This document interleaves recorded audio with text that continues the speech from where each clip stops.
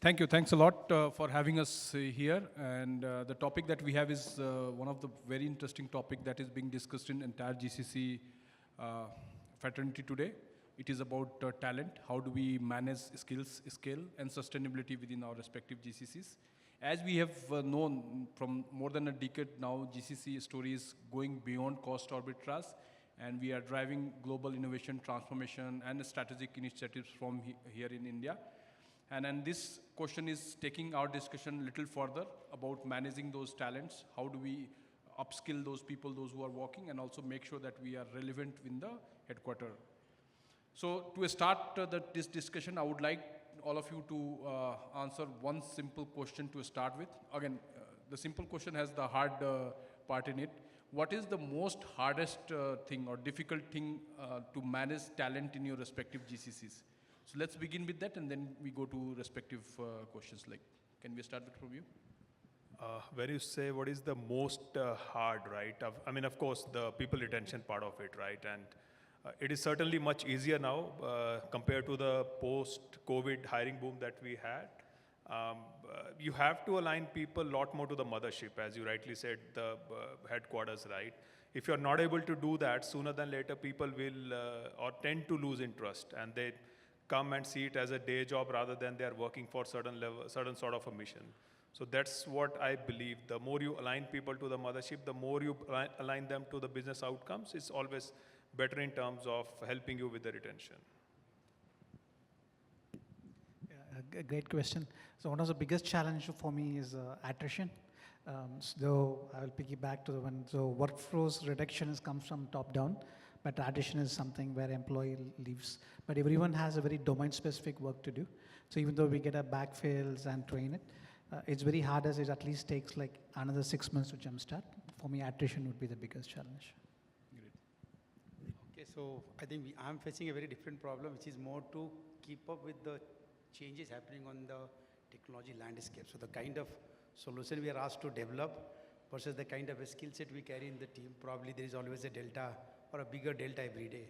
So that's the gap we are still trying to fill. On the similar lines, upskilling the talent and how to make the more hands-on approach, right? The traditional way of training and upskilling is no more giving good results. So making the more hands-on, the skill set. That is one of the key challenge for us. Hello everyone, great question Nitesh. I think in my opinion, managing the expectation of the talent is a big challenge. The rock star talent always wants that greatest grade of work, and the not so rock star guy always demands an easier life. So to me, to manage both of those expectations sometimes can be tricky, yeah? I probably have a slightly different view that we are rapidly moving to a world of skill count rather than the head count today, because all the need skills are enabled with other technologies. So I would say the key challenge on a skill is about agility, like how we make sure we have the right people at the right places at the right time is the key challenge for a leader. Yeah, for me it is creating psychological safe environment for the talent, because I think whatever we spoke so far, everything goes back to the same thing, right? If talents feel they're, safe wherever they're working, I'm sure they'll like to stay for a longer time. My thoughts are also not different, but what I see that now what is the change which is happening is from a resources or a skill, we are moving to the resource, like a specific talent or a depth of a talent we are looking for. So which is making the things more difficult, how to attract, how to retain, and how to keep going with that. And that's the challenge I see in the GCC currently. I think across the board, everybody is feeling that. No, some great perspectives. And then taking this discussion forward, my next question would be to probably Vinuta, that you mentioned about psychological safety. But what is the most difficult skill to retain in GCCs today and build in GCCs today? So particularly one or two skills that you can talk about that is very difficult to retain in GCCs today. Yeah, as you already mentioned, Nitesh, right? So far, GCCs have been focusing on execution, and now the shift is towards ownership. And because of that, I think we need engineers who do not just execute what has been told or what or how, right?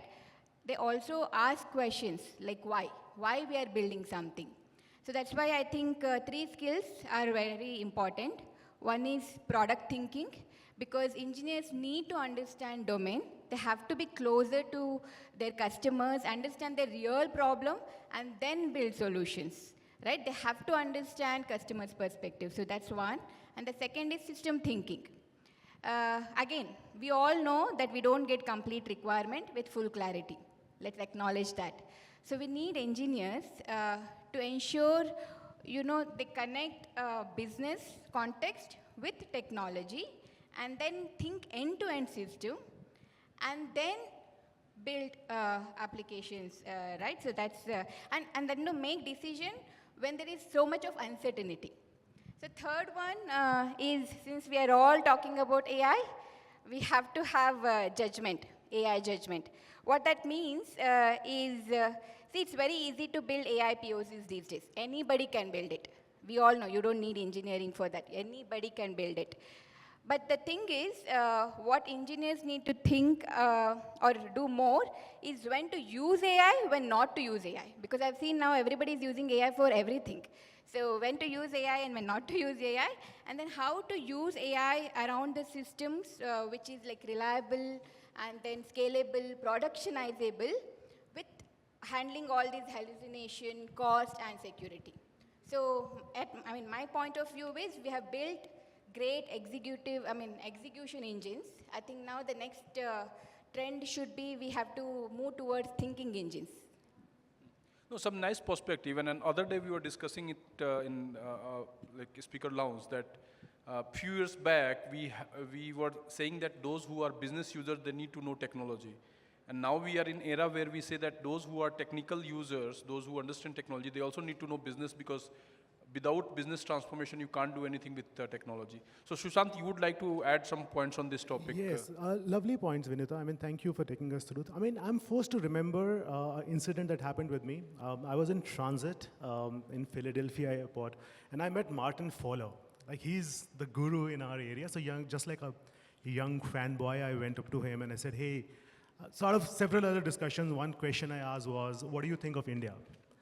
And he said, lad, only if you promise not to feel bad, I'm going to be blunt about the fact that your country has great programmers, but very few engineers. If you see the fine difference between great programmers and very few engineers, my still hardest challenge is getting that engineering mindset. So, we are, because of the demand of the market, you will get people who are great at managing scales in banking or telco and payments and risk. We are very hardly married to the domain. We are not married to our craft. I think that to me is the biggest. Like, if I have to go out in the market and try and find out a generic architect, that's the hardest thing to find. And absolutely, AI is not helping the cause. Hallucinations of AI and where to put, not put. Is it costlier to implement? Is it not so costly to implement? Who manages when AI has written bad code? All of that is obviously the logical next question. Yeah. That's a very valid point you mentioned about, although we have this engineering degree, but very less engineers. And then we'll continue that discussion, and let's go to something that is being talked in every GCC or every organization, rather say, about GenAI. So I would like to ask Raj, what is the GenAI impact on GCC talent and future-ready talent lens for GCCs, especially in your context? What is the impact of GenAI? Yeah, sure. So as I said, so I'm Raj. I manage system testing in Nutanix. So what GenAI means to us is that, so definitely people are worried about, hey, will I lose job in this AI era? So definitely it's not about losing job, it's about our roles are getting changed, right? So we don't need programmers or coders to deep depth. We want engineers who knows to use AI tools, who can use AI tools and develop the code. So we expect engineer, not to learn about the data structures anymore. We just want to know, hey, do you know the AI tools and how to do it? And one of the typical challenge about GenAIs is that, I think Vinuta and Sushant also mentioned, we all use AI tools, but what challenge is that, hey, how do you use those AI tools, right? I mean, there are some things about tokens. So if you're trying to do a very exhaustive query on AI tools, all of your tokens are getting lost in one day. Then how do you manage your next of your month with less token? So there's a lot of skills needs to be known on how to use tools in a better way, right way. And then there are a lot of models. As you all know, there is ChatGPT, Cloud, Gemini, right? But everyone is good in something and not in everything, right? So knowing like what models to use for what. This is kind of like we expect out of the GenAIs, right? For example, there are great tools of doing PPTs. If you try to use ChatGPT for PPT generations, it won't do a good job, right? Rather good an LLM tools for GPT. So definitely upskilling and relearning.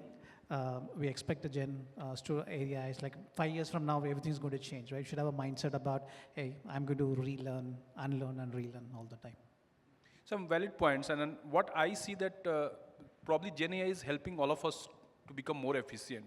And in organizational setup, when we see that efficiency is being achieved by, let's say, programmer, developer, project managers, and all the roles, like even leaders, then let's say earlier you were spending 90% of your time in some task. Now you are spending only 20% of the time. So what you will do with rest 80%? Can you do something to add value? And that is where the challenge is. How do you find valuable or value-add task for people, those who are having efficiency with GenAI? So Jeetendra, would you like to add some points as what is the impact of GenAI in your organization and how you are dealing with that? Yes, so I think very interesting topic and thanks for the input.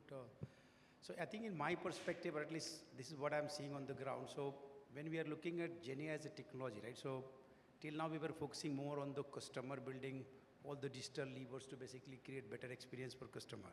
First time GenAI is also basically giving us an opportunity to build something for our internal customer basically. So all the productivity, efficiency, everything we are talking about. I think that's where we are also realizing that building just mere a software probably or application is not good enough. Now we need to know our internal processes, guardrails, the risk we are carrying when we are doing something with AI and all that, right? So that's the one part of it, that how are we making sure that we are really doing the things exactly the way we were doing before with human, 100% doing the job versus now half of the things or 75% of the things are basically powered by a system which is basically not deterministic, right? It can guess, it can predict something which you don't expect, right? That's the one part of it. Then the second part is that if you look at the landscape of, let's say, GenAI solution, right? If I compare with the mobile app we were building for a customer for, let's say, net banking, in a banking domain, probably we had a front end, we had a back end and a database and the story is over, right? If you look at now agentic, GenAI powered solution, probably I can talk of LLM gateway, I need vector DB, graph DB, I need knowledge management, I need knowledge federation, somebody needs to evaluate model performance. So there are so many new components which have come in if you are really building an enterprise grade solution, right? Which were not there, and hence that's the biggest challenge probably I'm seeing, that getting a kind of, I think you were referring to that, getting the right architect who can relate all these components and how we can bind everything together to really build a reliable, because in banking space at least, we say that reliability is our number one criteria, so we can't just build any system which will collapse in the evening, right? So we need to make sure that the system is stable, running reliably and safely for the customer, right? I think those are the challenges I'm seeing from a skill perspective or a talent perspective. No, some valid points there, that finding right talent and also seeing especially the senior technologist architect's profile who can actually deliver what is expected in this new era is definitely a challenge. And then that is also bringing us to the next topic, that earlier the career paths for all the engineers were completely defined, well defined, and then that was being followed in any organization. But now as the disruption is happening, and then we see a lot of career paths getting disrupted, and then new roles, new skills are emerging. How do you define in your particular GCC setup, how do you define the career paths for senior technologists without being the HR and people function involved in that? So Sajain, would you like to take that question? So how do you define the career path for the senior technocrats? See, defining the career path where we often get it wrong in India is primarily like people believe after being an individual contributor for a while, the expectation is like everyone is expected to grow to a manager, which is not really true. So the ideal solution is having that dual ladder pattern where you have very senior IC roles and very senior management roles as well.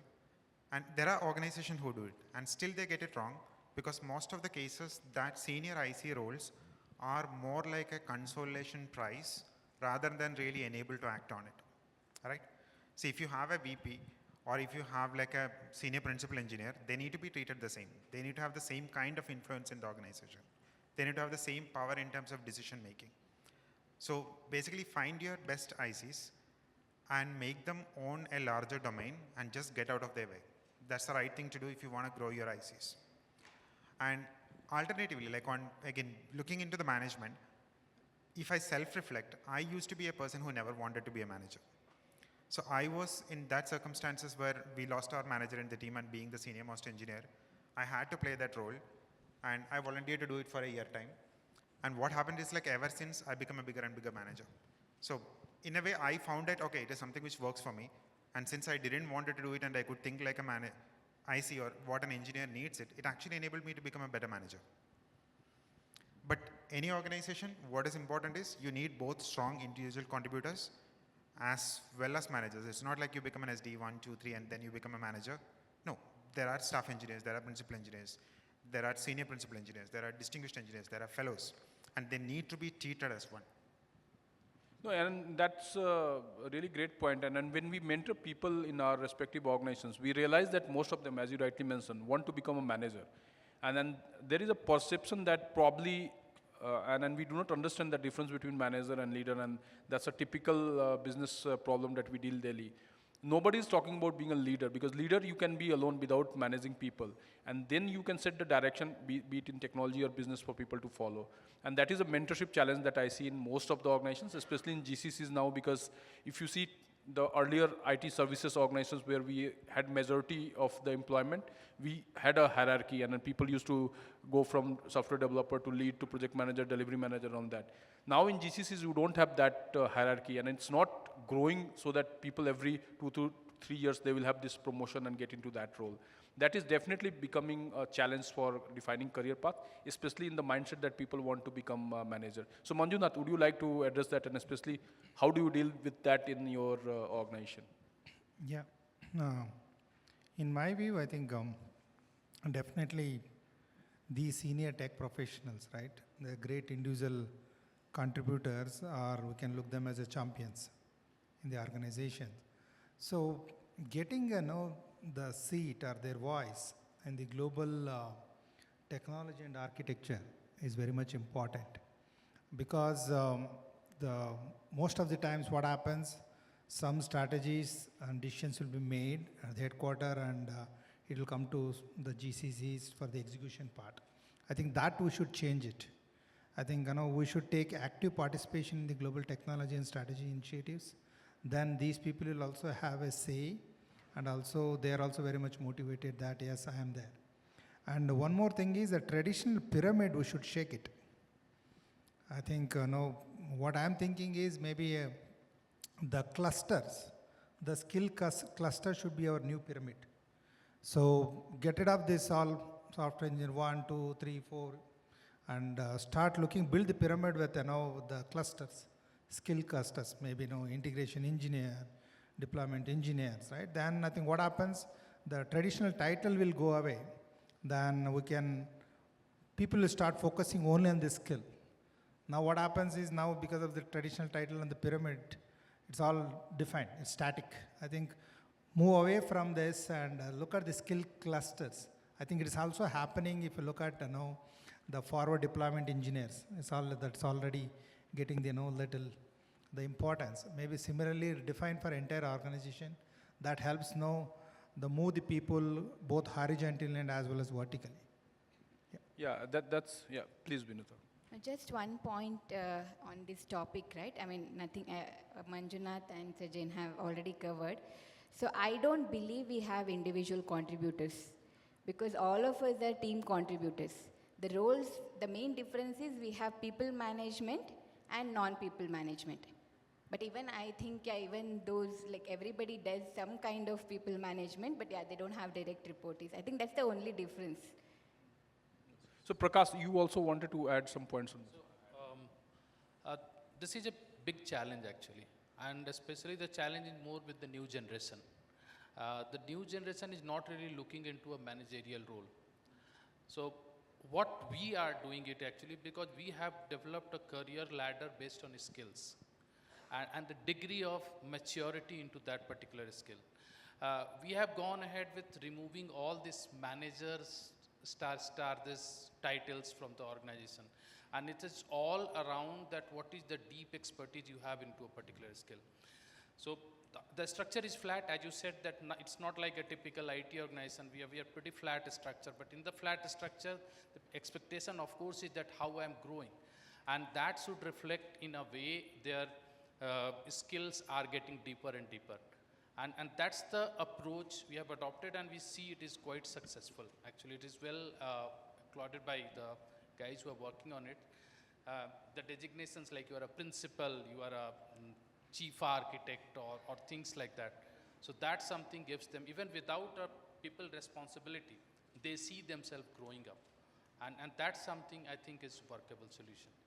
No, absolutely, and then things with Gen Zs are a little different. They are seeing this hierarchy in a little different way, and that's where we see the difference, and probably we'll have a new direction as well when we see more Gen Zs in the organization. You wanted to add some point? So do they even see hierarchy? No, that's a joke. Actually, Gen Zs are very sensible and very responsible, and their learning curve is very fast, by the way. So I have always seen this younger generation. You can move them around the teams, around the function, and they're very receptive to that as well. I think it's a very good topic, and I couldn't hold without adding my thoughts. You need to blur the lines. What I always feel is, so you should not, Vinuta, to your point, right? You need to create a lot more leaders within your tech teams as well, right? Rather than saying, oh, there's a leadership group and there's an IC group. Usually we have leadership groups, leadership team channels, leadership meets. You can have extended leadership teams as well. And as a leader, you need to be absolutely on top of what your team is doing. Not to micromanage at all, just stay hands off. But at the same time, do understand what your teams are doing so that the lines are very blurred for anyone to see that, oh, you know, for me to grow or for me to get a lot more respect, I need to be a leader. No, within even being one member of this team, I'm contributing a lot. And of course, as I said, at same point, you need to align their goals to the business outcomes. So that whenever business is doing something good, it's not only the leaders who are saying, oh, my team has delivered this much. No, there are so many members in my team who have contributed. But as I said, it sounds maybe a bit radical, but you need to blur the lines between ICs and leaders within your organization. Just wanted to add that thought. No, that's a valid point. And then what we are seeing now, that the ways of working for the GCCs are different. And then if you look at the Gen Z's preferences, and then a lot of the startups also coming in, especially in Bangalore, we have almost 3,000 plus AI startups only. How do these GCC compete with these startups and product firms, especially to manage the talent or retain the talent? Because the preferences are changing, and then especially with Gen Zs who are coming to the workforce in a majority now. So how do GCCs compete with these startups? And then to start with you, Pankaj, like you mentioned that. Sure. Thanks for that question, Nitesh. It would be easy to answer, or there is a kind of a straight solution for this. But if someone comes to me and tells me, hey, Pankaj, you know, I got an offer letter from Microsoft, I got an offer letter from Google, it's very hard to kind of retain the person or say anything, because it has happened in my own personal case as well. When I got an offer letter from probably Yahoo's or Swiggy's, my supervisor or manager couldn't say much. I think there are multiple things that we need to do as leaders or as the head of GCCs or head of functions. The very first thing is to provide a lot more psychological safety. So that people, even if they are going somewhere or they're trying to go for a shiny name or a shiny brand, they do see that there can be a downside that they might not have in this organization. So if we are able to provide that, then definitely the retention can be a little better. You have to use all the tools which are at your disposal. So rupee is getting weaker, but at the same time it works, at certain times it works well for us in GCC setup, where within the same cost from a mothership, we can probably have a lot more money for our talent as well. I know this is not the answer people like to hear, that, oh, money is the solution, but at times it works.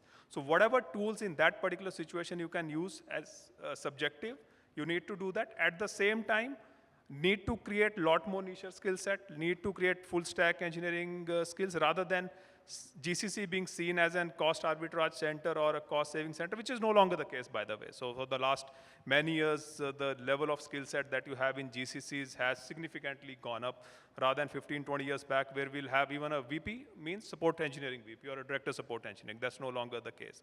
So not one stop solution, but as I said, there are multiple ways that you need to do for your team members. Create a lot more growth paths for your team members as well. Continuously ensure to see how can you create a lot more opportunities in terms of newer and niche skill sets within the organization.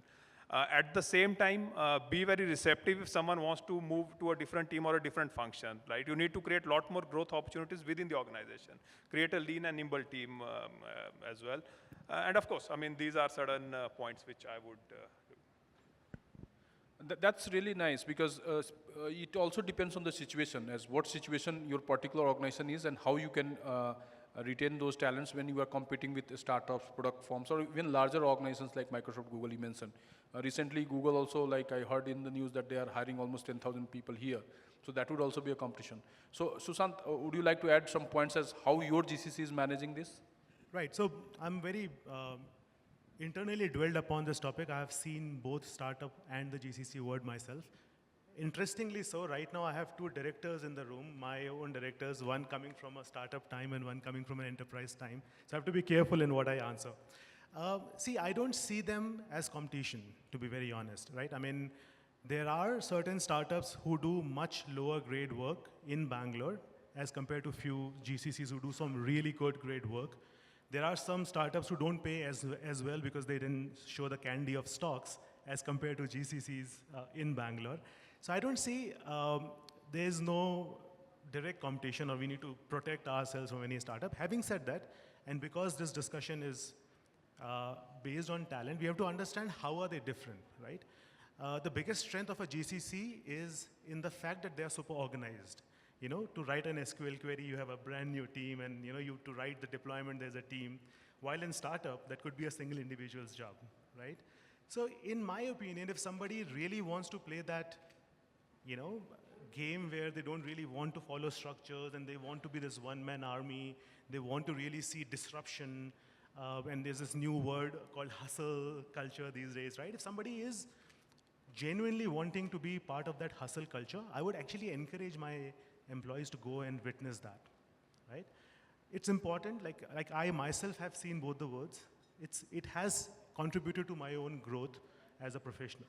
So it's all right if a couple of employees want to leave GCC and go for a startup to figure out an hustle culture and let them decide if it works for them or not works for them, right? And at the same time, it's also all right for a startup employee to come into a more organized GCC world where they want to, you know, have times being respected, things being organized, responsibilities being clearly divided.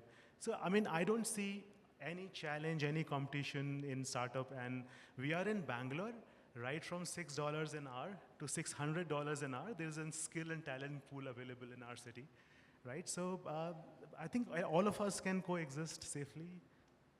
Yeah? I'll just slightly add to it. We do not really need to differentiate the GCC or the startup. The GCCs are no longer really a capacity providers. It can also become the leaders. So as a part of my introduction, the workforce program what we spoke about, our GCC at one point wanted to manage all the workforce across our stores, which is close to 3 lakh people. So pure job was managing their day-to-day things. But on a side project, we started mathematically modeling their work, predicting every location, every department, every 15 minutes of the day how many people are needed, and use data science to allocate the people. And our total revenue of 4.7 billion, which is spent on the people, even 1% savings was 47 million. And that came within a GCC, just allowing to operate a small innovation. And GCC can do that.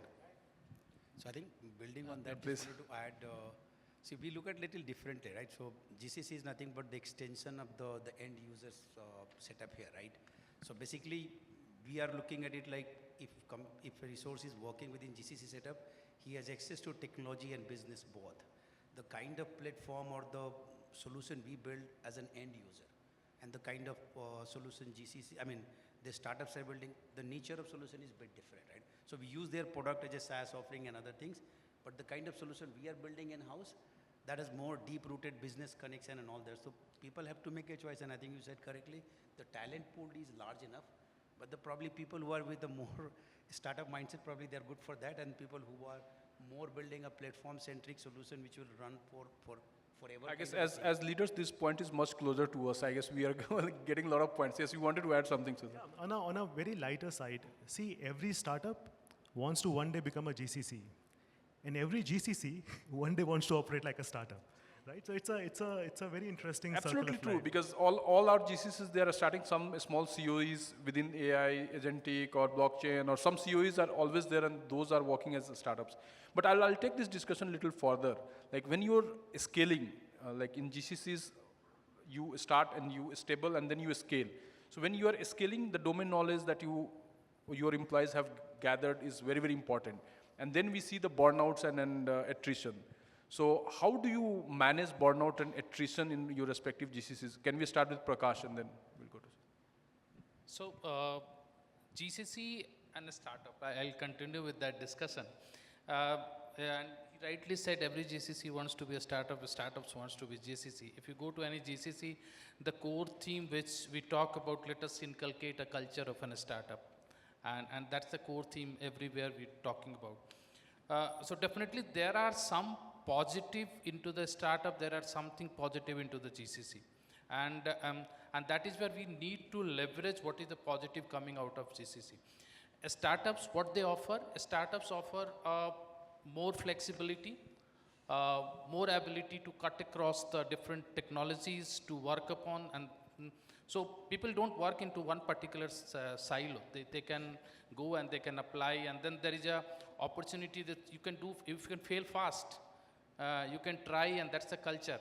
So, and what GCC offers, GCCs are typically a part of the big organization, and then you have a parent organization relationship. The work-life balances are much better, which potentially is not in the startups. So to retain the talents, we have to bring the both sides. Coming to your answer, that is something, approach we need to follow. So what the number one thing, allow the people to work into all different, give them enough flexibility to work on, experiment and do, but at the same time give a pretty good work-life balance. And this is what the new generation is also. Again, I always emphasize of the new generation because now we are completely dealing with a very different set of mindset. And that is what is catering for their retention. So it's not just about the question of money or something, it's about getting a deep sense of fulfillment into the job, allowing them more mental peace, allowing them to do more things beyond the work periphery, and that is what is helping it to retain. And that's the strategy. If you follow, then I think that is where the GCCs needs to work to get it. No, definitely, I guess money alone cannot satisfy the needs, especially for the next generation. So Sajain, you have some points on that. So the burnouts usually do not really come from working too much. It comes more from a disconnect or losing value or meaning from what they do. And that's often the reason why the wellness program or more number of PTOs or inclusion initiatives do not really address the burnout. And that's where the leadership plays a very key role. The key part the leader need to, I would say it multiple stages. At the first part, the leader need to make their mission very clear to the team. Like every individual member within a team or every teams need to feel like what is their day-to-day work, how is it feeding into the larger organizational goals, what exact value which is yielding. If people are passionate about that purpose, we all go extra mile for about the things what we are passionate about. So igniting that spark and providing that clarity is the first thing a leader need to do.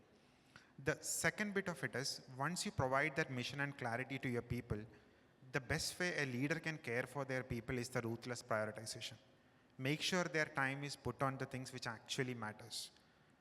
And cut away all the noises. And as Prakash called out earlier, like if we have like a failing fast mechanism, like we can detect what is actually working. And that's also important what Vinuta kind of called out, like if a psychological safety is in place, people actually flag it. That will enable you to kind of cut away the noise, which does not really matter to your larger goal, and put all of your effort into things which matters. And also one of the other thing from a top down which leaders need to ensure is the management quality. Because a single person other than the purpose or the drive, which makes the most impact on every one of the employees' life is their manager. So if you have the quality managers, quality processes which is enforced, that will increase the productivity across the board. If I take my own example as like a reference, we are lucky that for the last 5 years, our attrition rates are in single digits. So we do not really see attrition as a problem. And one key differentiator what we have is every manager, irrespective of their level, we have a rating called Line Manager Performance Standard, and it is rated by the people report to them. So like the managers rate you for your performance, your reports rate you as a manager. And that made a significant difference to us. Absolutely, and then 360-degree feedback is valid and that works in most of the situation. I also wanted to know anything, a specific framework that we are using. We are talking about psychological safety, and if I remember correctly, that term was coined by Google when they started giving 20% of the time for their people to innovate, and that worked well for the well-being of most of their employees, and we see a lot of innovation also coming out of that psychological safety. Yes, Raj, you wanted to add something. I think if I get your question earlier, right, I mean, there are some, when GCC scales too fast, right, there are traditional some challenges. I mean, some key challenges what we see when the company grows so quick is that we should have some good structure in place. I mean, that's exactly what everyone is touching point, right? I mean, if you have some new hires who just 0 to 2 years of experience, like how do you build the skill, right? By having those innovation ideas and thought process. And also we should also have some career growth. I mean, GCC is growing too fast. You have become from 2,000 employees to 3,000 employees. But how are you growing your talent pool from managers to senior managers, or from senior managers to directors to VP, right? So that's not a talent which is easily being built, but it has to be cautiously put some effort, like we grow some talent in GCC, cautiously, like leadership skills. That's something that we should work for. Great point. So now let's move from attrition to the hiring part. The question we have is, how do CIOs or CTOs plan for long-term transformation in terms of workforce? Not just hiring, but the transformation in long-term. Vinuta, would you like to take that? Yeah, since I think most of us already spoke about retention and many other things, right? So according to me, and I strongly believe, and this is something very close to my heart, this topic, I strongly believe workforce transformation starts with changing our mindset about hiring. Because most of the organizations, they think about immediate needs. But I think we should pause and think about, okay, what do we need to build for next 5 years? And especially now the technology is changing so fast, and we already spoke about, right, like AI, anybody can build anything. Technology is changing so fast. So yeah, it's not just about technology or skills.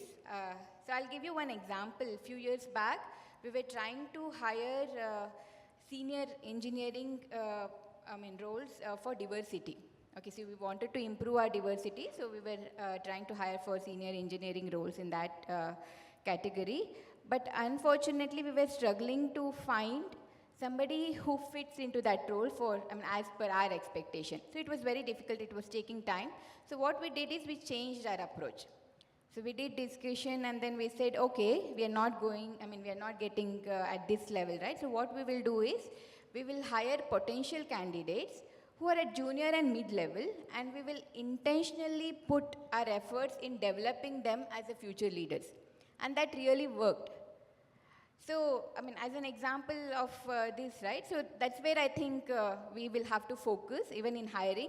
So again, let's move from, I think instead of hiring skill-based or role-based, moving to capability building, which GCC is already about, but we don't do it very effectively. And then we speak about upskilling, right? And everybody spoke about upskilling and learning.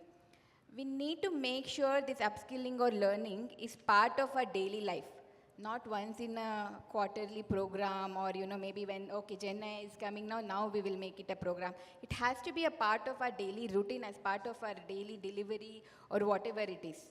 And the third one, which again we all spoke about today, is culture. Psychological safety, experimentation, innovation, fail fast, everything. So that is something very, very important. It should not be just something we speak and we forget about it. And it's all our responsibility as the leader. We create a culture where people nurture. That's very important. And again, because what we are learning today might not matter tomorrow. So we need to make sure that we learn and adapt, and our engineers, talents, everybody, right? So we continuously learn and adapt. So that is what. Absolutely, and then this rapid growth plan, I guess, works in most of the cases, and that's why we see even in leadership positions, normally 80% are internal hires who are getting on that rapid development plan and then getting to that position, and 20% is always lateral. Because those who understand your organization and fit into that culture will always become a better leader. That's what normal assumption is. You wanted to add some point, Prakash, on that.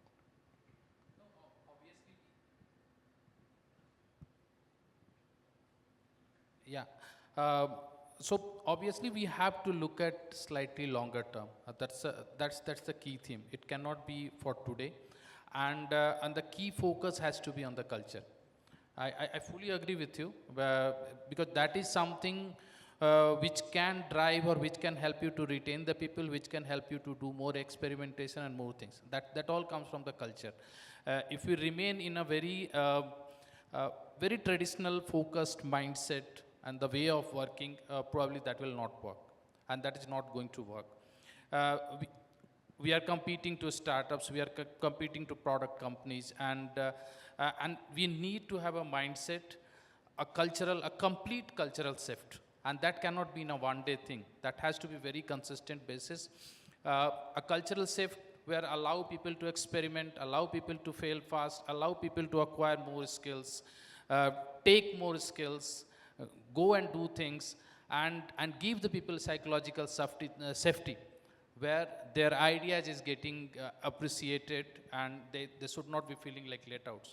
So this typical culture-driven organization, it cannot be a technology-driven organization, it should be a culture-driven organization, because technology will be today, tomorrow, it is changing very fast. We have seen in last couple of years how much the change in technology is happening, and the next 2 years, 3 years, none of us sitting here would know that how the world of technology is going to shape up.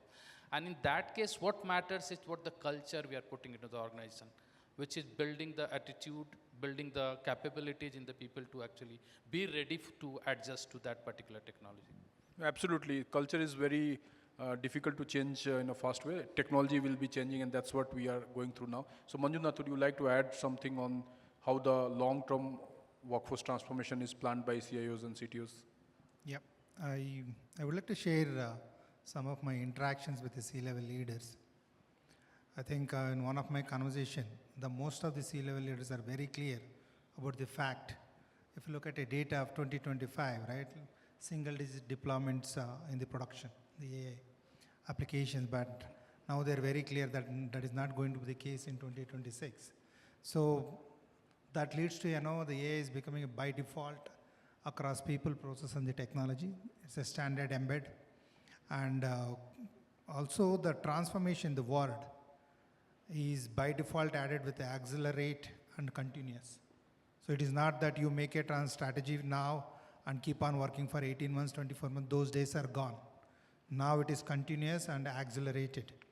So that they're very clear in terms of bringing the new tech or the AI into everywhere. And interestingly, the work and the people are tightly coupled. So bringing a transformation to the work is very important, a work or workload. So consolidation is one of the, the recent strategy. I think, bring there, if you look at any companies, they have a history or the legacy, right? There are a lot of application, disconnected, decoupled, coupled. So now this is the right time to bring consolidated into the right platform and make it more decoupled. It should be like a Lego model, right? Plug and play, not like have a traditional way of, simple example is SAP, right? If you tie up with SAP, you're 5 years gone. I think we should get rid of that thought process. Think of a Lego way of developing the systems with the AI enabled. I think that is my way. And now we discussed about hiring and we discussed about retention. Yes. So just to add one point on that, so I think what I'm also seeing is it's a buy versus build story on the resource side as well. So what is your right mix? You want 100% people on your payroll, or you want 50-50 and all that? So that's a choosing your battlefield, right? And then second is probably we are now looking at people who are more fungible, right? Because technology is changing, we can't avoid that. So hire more fungible, skilled-based people who can basically change their job profile very quickly. So these are the two things we are taking care of. And that is where we are going to our next question. We discussed about hiring, retention, attrition, all that. Now the question is that, do we think that the deep specialization is better than horizontal skill for future GCC models? Sushant, would you like to add some points on that? Sure. Let me start with the one common dilemma that all of us have. The use case of full stack engineer, right? Somebody who can do your back end, front end, somebody who can do your deployments, testing, everything. And I've always said full stack engineer is a myth, right? You can always have one deep horizontal skill, good attitude, and then also know about few things here and there. So I think in my opinion, a good GCC must have a mix of focused, dedicated engineers and certain jack of all trades too. But from a hiring perspective, it should always be skill and attitude. So there should be one clear-cut, demonstrable skill on the table, for which you hire that person. And then there should be an attitude to learn some more skills. I think that's my overall take onto it. I will always prefer skill over a journalist in my hiring strategies. No, in cricketing terms, we can see that earlier we used to have Sachin Sehwag. They used to bat and ball as well. Now we have Virat Kohli who only bats, and then we have Bumrah who always balls. So valid point, I guess. We also, Pankaj, you wanted to add something, and then we'll go to Raj. Sure.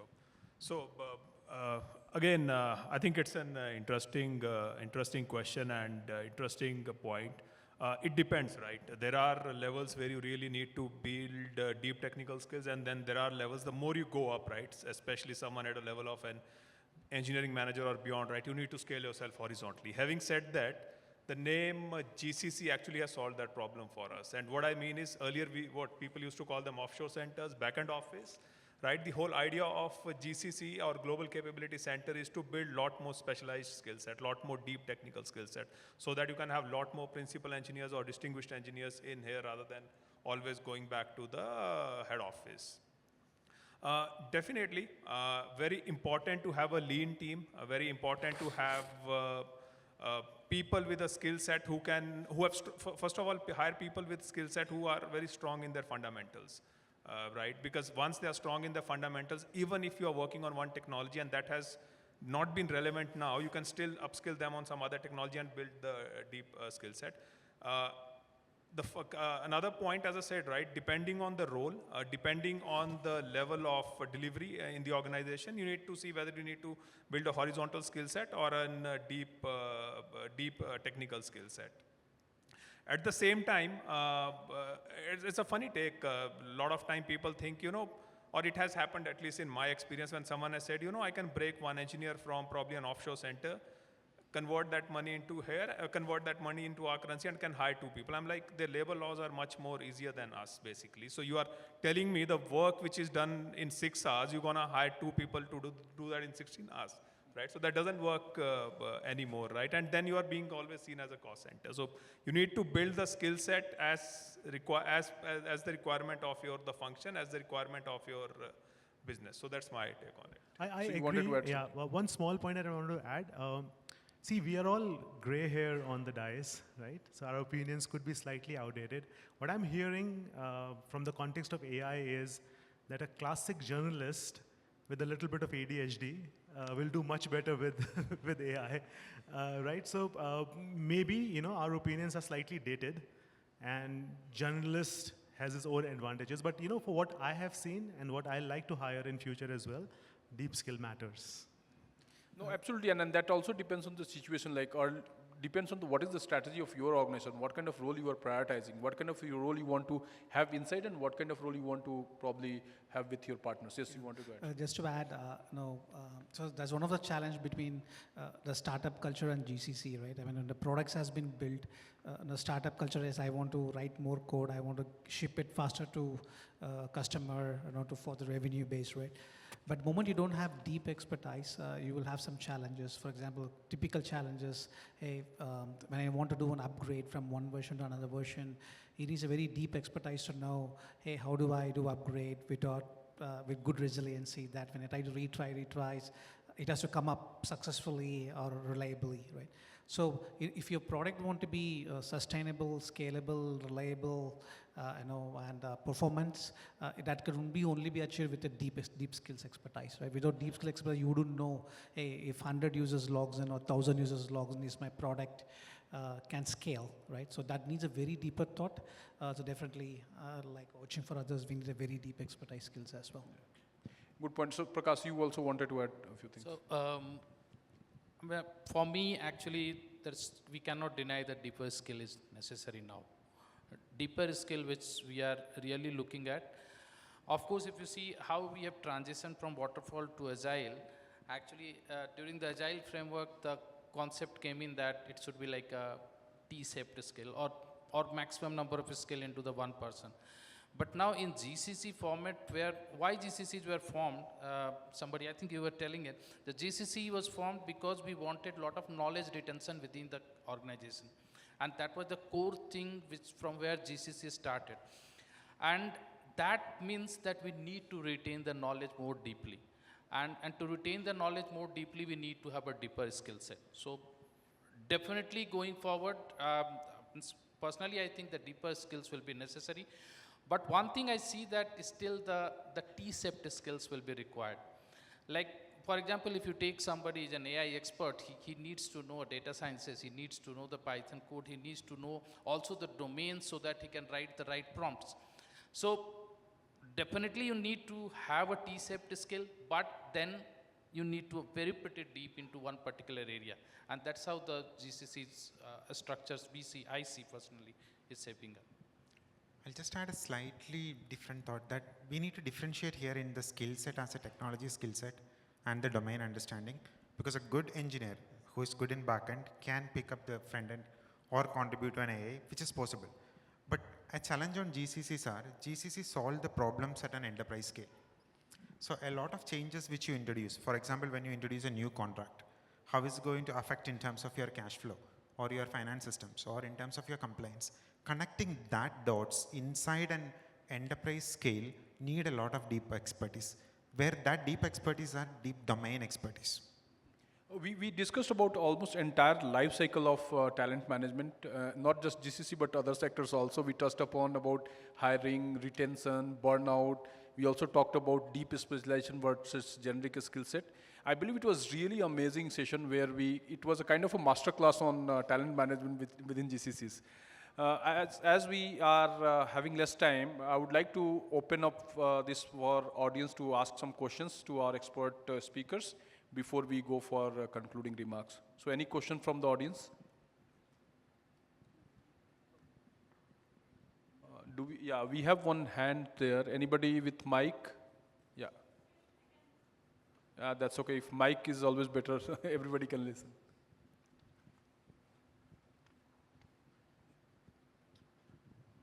Hi, Vinuta. Question is for you. I'm Ramya Venkatesh.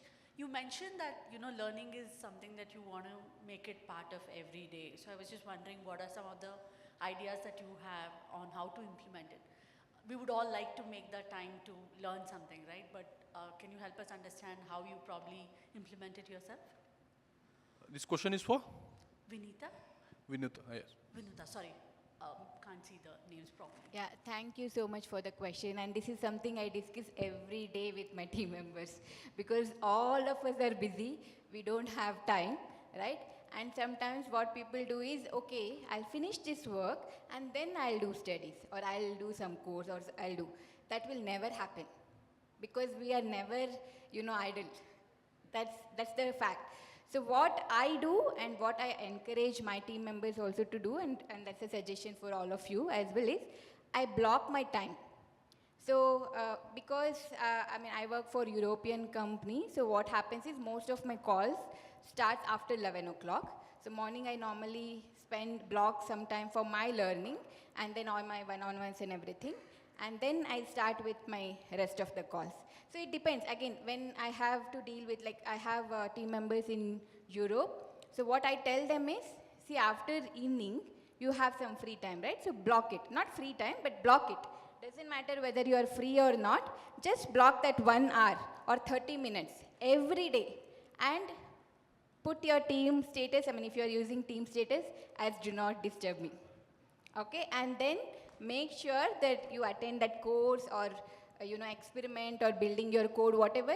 Spend that time. Especially for women, one more problem we have is we have lot of other work also nothing to do with. I know men also support, but yeah, we have lot of other responsibilities also at home, right? So, and it's very, very difficult because we say, okay, I have so much of time, let me go and prepare something else or something for my kid. So, forget about all of that. Block your calendar like as if you are attending some meeting, and in that blocked time, study. Thank you. I do this every day. So one quick feedback I wanted to take on that. I normally recommend this Eisenhower framework. It is called urgent important framework. If you follow that, you just have to do 5 minutes in the morning and then your entire day is sorted for everything. The principle that Vinuta talked about is the second block of that urgent important matrix. Just go in and read about it. It's very, very important and works very, very effectively. Eisenhower matrix, it's also called urgent important matrix. Any other questions? Any other questions we have? Yeah. Hey panel. Just wanted to know, since everybody is talking about AI, just wanted to understand what is the AI maturity you guys have in your each org, say for example, a feature or a bug from deployment to production. How is it like currently benchmarking it? Are you guys able to deploy it in a day, hour, week? What is your current ETA means, and then what is you trying to achieve as of now? Would like to take that? Yeah. Maybe I will reiterate the question. Please do correct me.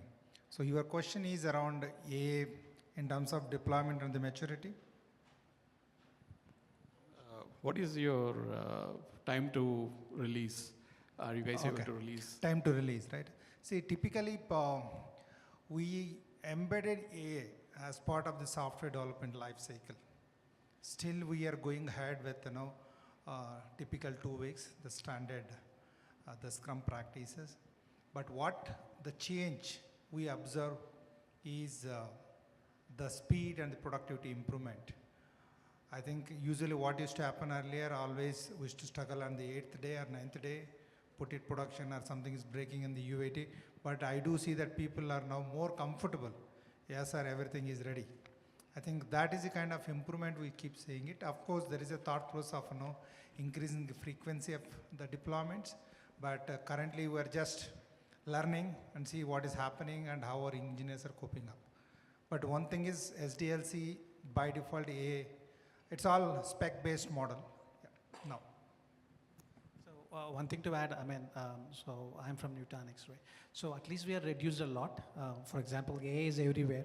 For example, right from PM to create a requirement document. Creation of document is done by AI. Requirement documents to test plan generation, that is done by AI. Test plan generation to test code development done by AI. Test code execution done by AI. And when test code runs, triaging is done by AI, right? So when you look at all of these things, right, AI starts from the start, AI also completes the cycle. And we are just thinking it's about like AI brings about like easy like 40% of reduction in time wherever you are. Definitely 40% is doable. But the challenge we have is like, everyone has to learn that thing. So at least like the very first cycle of 3 months, 4 months, when everyone trying to understand, learn those AI tools, I'm very sure in 1 or 2 years, you will see at least like 40% reduction in everywhere. Okay, any other question? Yeah. Yeah, I have. First of all, a great session. My name is Lokesh. I lead the Technology Center for Johnson Controls in India. My question is regarding global roles from GCCs, right? I mean, we all know, we have seen that from a cross arbitrage to doing great things, whatever was thrown to us. So we have seen that maturity. My question is about how you, over the past so many decades being here in India, have managed to bring in the global roles or operate or having global roles from India, right? That's one of the challenges that most of the GCCs in India are facing, right? We have been doing great, whatever, as I said, right, thrown at us. But how are you, or how have you changed the mindset of the parent organization in order to have those critical roles operate from India? If anyone if you have those experience, please do share with us. Thank you. Good question. India sits at the realm of a very interesting time zone. So we are literally enabled to talk to the entire world, which sometimes is the bad news. Like I have teams in 5 continents. So I literally start working at 6:30, and if my boss is chatty, I sleep at 2, right? So the only way to improve and create more roles, it's show delivery and results. So if you can, on a specific area, have like the complete ownership. Like you have your product here, you have people who talk to the customers here, that's possible, right? You have your engineering team here, you have your testing team here, you have your deployment team here, you have your team which measures the deployment and the customer success team here, right? Logically, the leader has to be here as well. So I think that's what we do. In my own company, some of them are sitting here actually, we have leaders who literally work with the word. Like I am global IoT and cloud head for my team, and I design strategies and tell the rest of the world, Europe, US included, and they execute those strategies, right? So I think, yeah, it all boils down to how demonstratively you can showcase your outcomes. It works. People are ready for it now. Yeah, I think he covered it well. I'll just add on few things to it, right? One is, as he already mentioned, delivery and resilience, right? So trust. So go and build trust with your global partners. So that's what we did in Maersk. So 8 years back, when Maersk started, we did not have even domain expertise in Bangalore.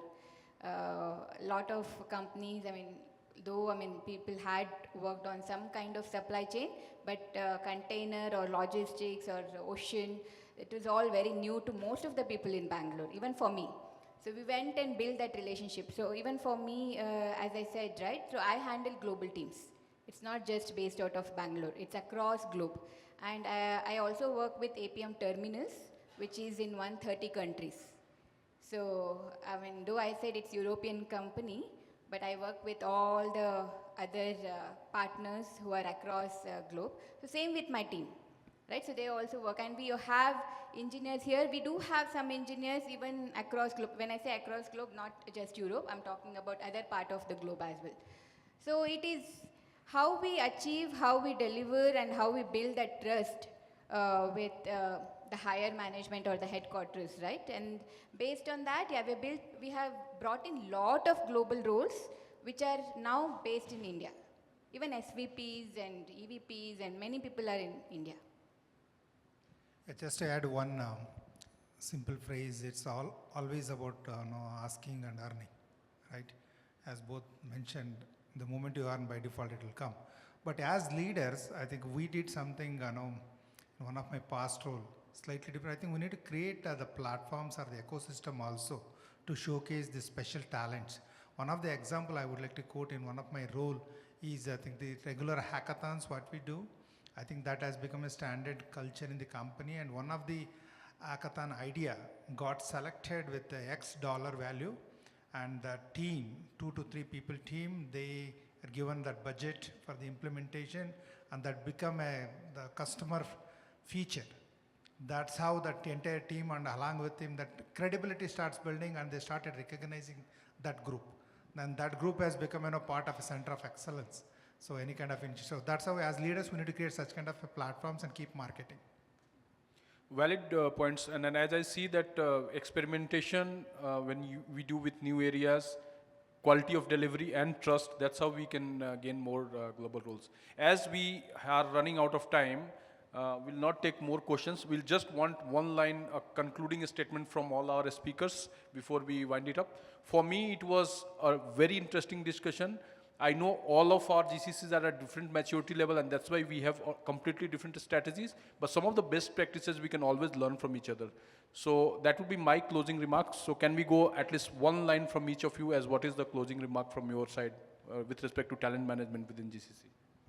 I think at this point, we are at a stage where we have a lot of maturity in the GCC setup and the right pool of talent to deliver for any industry or any business outcome. So we are placed at a very, very kind of right stage in our country's economy, in our country's tech economy to deliver a lot more for the offshore companies and to bring a lot more GCC setups in India.